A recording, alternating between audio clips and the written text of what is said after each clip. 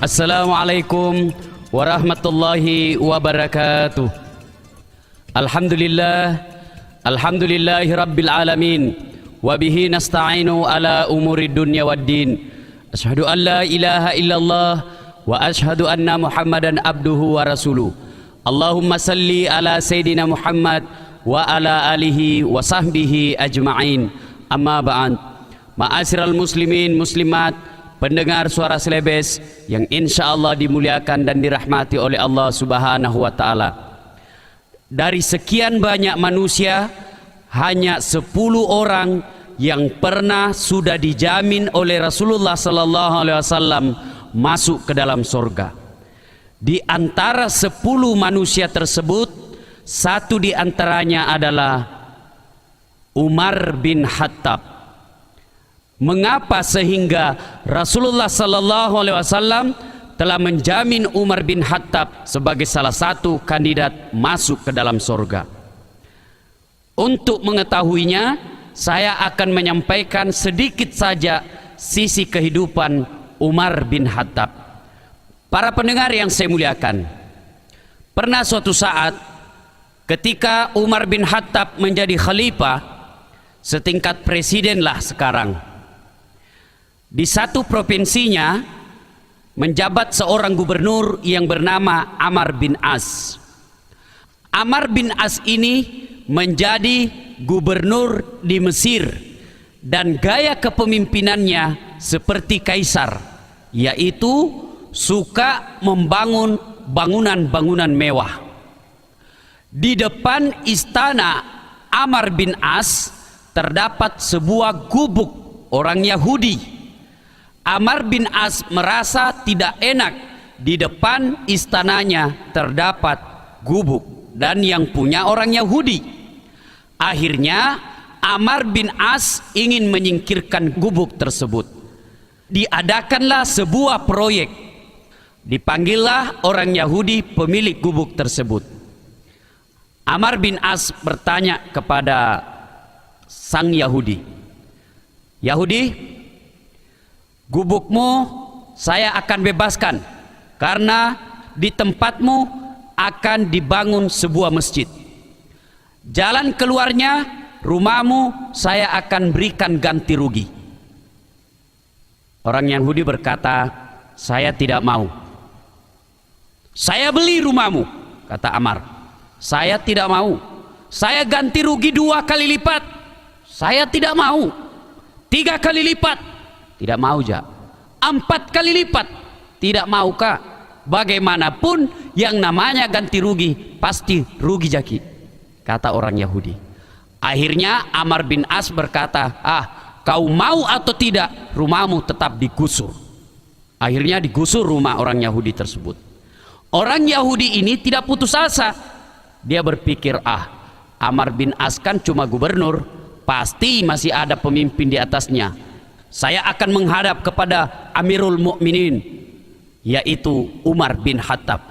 Orang Yahudi ini kemudian melakukan perjalanan dari Mesir ke Madinah, jalan kaki orang Yahudi ini. Setiba di Madinah, orang Yahudi tersebut ketemu dengan orang yang lagi baring-baring tidur-tidur di atas rumput di bawah pohon yang rindang. Orang Yahudi ini kemudian berkata, "Bapak boleh tanya?" "Kenapa?" "Bapak kenal Umar bin Khattab?" "Kenal." "Di mana rumahnya? Apa istananya?" "Istananya adalah Rasa Malu." "Terus pengawalnya siapa?" "Pengawalnya yatim piatu dan janda-janda tua." "Wah, bagus juga kalau begitu." "Iya." "Bapak bisa tunjukkan di mana?" Kata orang yang tadi lagi baring-baring di atas rumput, "Ya, sayalah orangnya, Umar bin Khattab." Kaget orang Yahudi ini. Ternyata yang ditempati bertanya itulah Umar bin Khattab. Akhirnya Yahudi berkata, "Oh, Anda Umar bin Khattab?" "Iya." "Kenapa?" "Begini Pak Presiden, saya ini jauh-jauh dari Mesir ingin melapor ada anak buah Anda, gubernur saya Amr bin As, keterlaluan." "Kenapa?" "Rumah saya digusur. Katanya alasannya mau dibangun masjid." Oh begitu? Iya. Kalau begitu kau ambil tulang di tempat sampah. Kata orang Yahudi, ya Amirul Mukminin, saya datang ke sini bukan mau cari tulang. Jamma kau banyak bicaramu, ambil mi cepat itu tulang. Diambil itu tulang. Kemudian diberikan kepada Umar bin Khattab. Umar kemudian mengambil tulang itu dan menggores tulang tersebut dengan pedangnya. Sebuah garis lurus. Setelah itu Umar berkata, silahkan kau sampaikan tulang ini kepada gubernurmu Amr bin As. Pulanglah orang Yahudi tersebut. Setelah tiba di Mesir, orang Yahudi ini berkata, Bapak Gubernur, ya kenapa? Saya baru menghadap kepada Umar bin Khattab. Terus, ini ada kiriman buat Anda. Amr bin As kemudian mengambil tulang itu. Setelah dia lihat itu tulang, melihat tulang tersebut, Amr bin As kemudian gemetar sampai jatuh di tempatnya. Ini orang Yahudi tambah bingung, apalagi maksudnya ini, dikasih tulang kok gemetar sampai jatuh.